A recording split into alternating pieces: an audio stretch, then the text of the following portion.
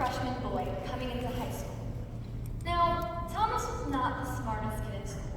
He struggled in all of his classes and got bullied in his free time. Finding it very difficult to get himself to get up and go to school each morning, Thomas began skipping school and he became depressed. One day, Thomas's teacher recommended he join an after-school orchestra. Thomas had never played an instrument before and had never even thought to try, but he decided to give it a shot. He chose the violin.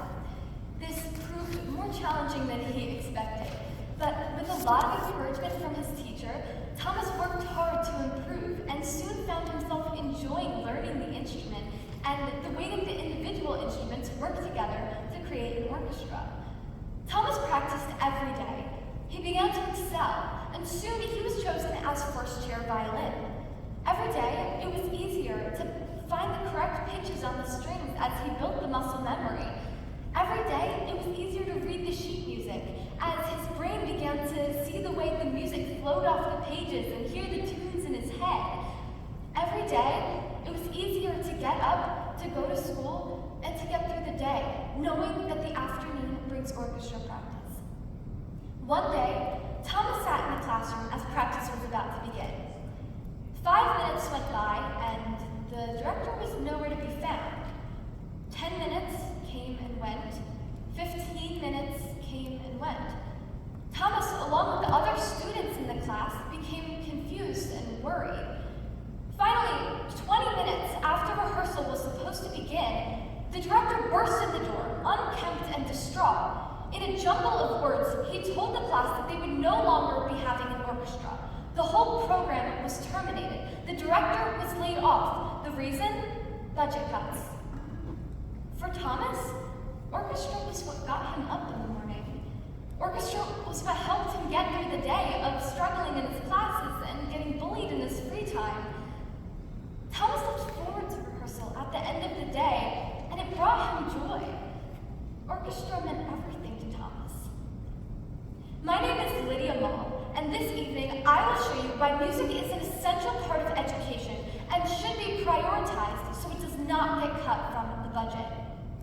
It's easy to cut music programs when you only look at the numbers, especially when a school is in time of crisis and in need of budget cuts. But once those numbers become a story such as the one of Thomas, you must reconsider what cutting a music program truly means. National studies show that there has been a steady decline of arts educational programs since 1997. It is often programs such as elementary instrumental programs, district-wide string orchestra programs, grade-level choruses, and theory classes are eliminated. It is estimated that the majority of fine arts departments in public schools have adopted funding and/or program cuts since 2010. When a school makes budget cuts, the school board often claims that all of the programs are cut equally, but cutting 1 out of 20 math teachers is not equivalent to cutting 1 out of 5 music teachers. It's easy to think that music is just a hobby and really isn't that important. But in the next few minutes, we will explore just some of the numerous benefits of music that stretch to almost every aspect of the human function. Music education must be justly valued and funded accordingly. And in order for that to happen, music must be prioritized as an essential subject to a well-rounded education. What makes music an essential subject? Music has been shown to help us relax, to improve mood, and to help build the skills required to manage stress and anxiety. Music around 60 beats per minute causes the brain to become relaxed and conscious. Music calms the sympathetic nervous system, helping the listener to shift out of fight or flight. Emotional health and management are critical skills for life. Whether you're driving in traffic, resolving an issue with a coworker, or cramming for an exam, a person's ability to manage emotions determines the resilience with which they navigate stress. When a person is unable to manage stress, they often crash under pressure, experiencing disorders such as depression and trauma. Take note of these statistics. Nearly 32% of teens struggle with diagnosed anxiety disorders. 20% suffer from clinical depression, and nearly show signs of moderate to severe depression. Unaddressed depression often leads to emotional, behavioral, and physical health issues that can affect every part of the child's life, as well as increase substance use and thoughts of suicide. Depression is a serious issue that requires treatment. The vast majority of those students will never utilize specific therapy to address their depression. Yet, the school is uniquely positioned to offer every one of those students an opportunity to experience the healing benefits of music. Thus, music programs should be available for every student because of its ability to help with depression. A future ed analysis found that $7 billion were spent on mental health programs and services in schools between 2021 and July of 2022. Considering the amount of money spent, it's clear that America cares greatly for helping teens struggling with mental health. Music is often used in addressing serious mental health and substance use disorders. Keeping music as an option for students can be a simple and effective way to reduce the cost of mental health programs. An individual's behavior is greatly affected by his or her ability to manage stress. Music can be a powerful and practical tool to manage stress and improve mood. One easy way is the ISO principle, which is a strategy used in music therapy. Begin by listening to music that reflects your current mood, then slowly transition to music that reflects your desired mood. Using the ISO principle, the mind can be persuaded to feel different emotions depending on the type of music. In the Old Testament, the Israelites took comfort in the Psalms, many of which were originally written as songs. Think about the comfort to your soul when you sing hymns and praises to the Lord. There's a reason that God calls us in Psalm 68 to sing to God, sing praises to his name, lift up a song to him who rides through deserts. Interacting with music, whether you're actively listening, studying, singing, playing, or playing, has immense emotional and mental benefits. Emotional management builds an essential platform for intellectual excellence. When your brain is in the strongest place it can be emotionally, that allows you to achieve your full performance capacity. The cognitive and academic benefits of music extend even further. Music activates both left and right brain at the same time, which can maximize learning and improve memory. How did you learn the alphabet? A, B, C, D, E, F, G. You could sing through hundreds of songs, but could not remember the items on a shopping list. Music has been used as treatment for both physical and mental illness since Pythagoras and Hippocrates in the 6th and 5th centuries BC. Music became universally recognized in modern medicine as a viable option because of its low cost, accessibility, ease of use, and minimal risk. A course on the subject was first started in Columbia University in 1918. Music has many additional physical benefits, such as helping with chronic lung disease or asthma. Playing a wind instrument and singing are effective ways to train and expand lung capacity, regardless of your overall lung health. Learning an instrument requires new movements and specific body positioning, which can help you become more aware of your body and develop coordination and fine motor skills. This helps strengthen the connections between the hemispheres of the brain. Fine motor skills are used every day, whether you're building a skyscraper or brushing your teeth. And if you have not brushed your teeth to the Elmo song, you need to go home and YouTube it and do that tonight.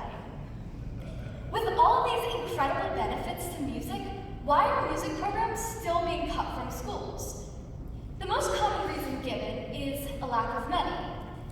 Now, our instinct when we see a lack of money is to throw more money at the problem. But consider this. From 1960 to 2025, the average expenditure per pupil in America has increased from roughly $4,000 to over $17,000 adjusted for inflation. These costs show that in the last 65 years, the average cost of schooling in America has increased by nearly 300%.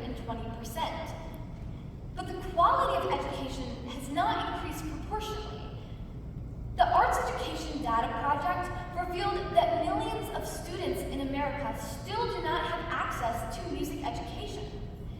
So we see that while they claim it's a lack of money, it's actually a lack of prioritizing music in the budget. Not enough music is left for the music program.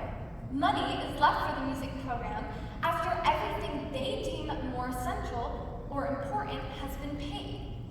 However, Congress passed the Every Student Succeed Act, ESSA, in 2015.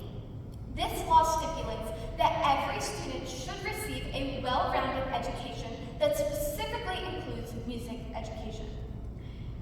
The Title I federal aid programs are designed to support academically vulnerable students. In accordance with the ESSA, Title I funds can be used to supplement students with the subjects deemed essential. This includes the music program.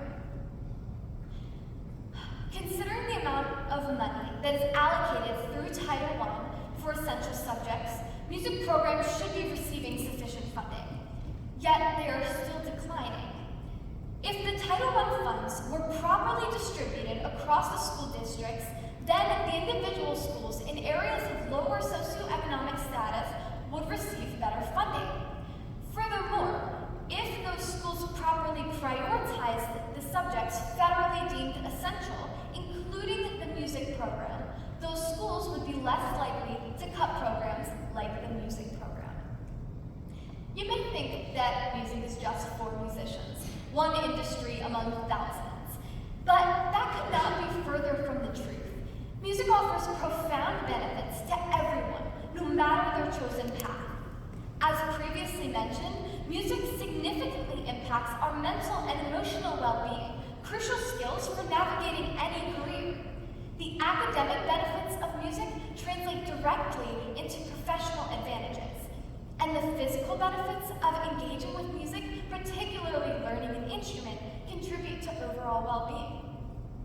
In order for music programs to be better funded, the school itself must prioritize funding the music program among its fellow essential subjects. Restoring music programs is not just about having one more class.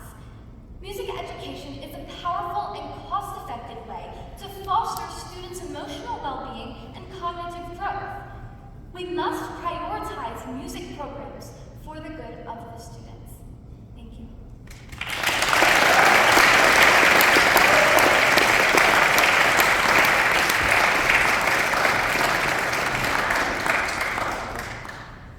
You would like to go, man? No? Okay. Good job, Lydia. Hey, this is on. So your presentation and your thesis focused on music in public schools, yes? Yes. Did you look at all into alternatives to public school music education? Like private school? Extracurricular programs or private schools or any of that stuff? I'd be interested to know what the percentages look like in non-public schools. I didn't specifically look into the percentages in private schools or things like that. Most of my research focused on public schools. Sure. And just the way that public schools are more state funded, and so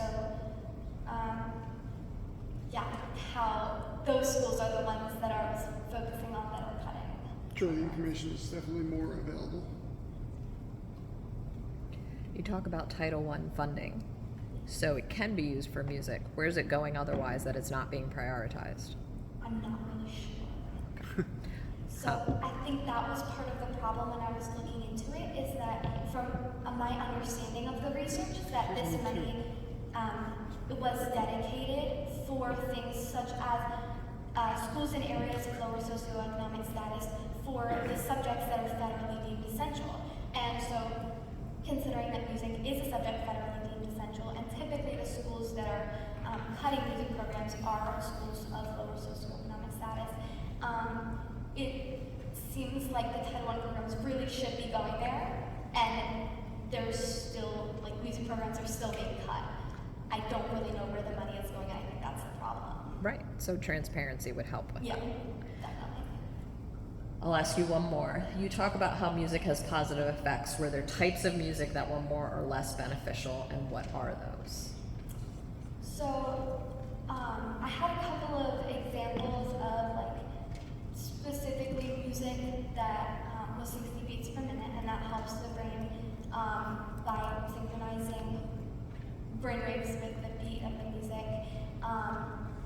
was also specific studies on Mozart music, but there were also like other examples of other things that are not coming to my mind right now. You're doing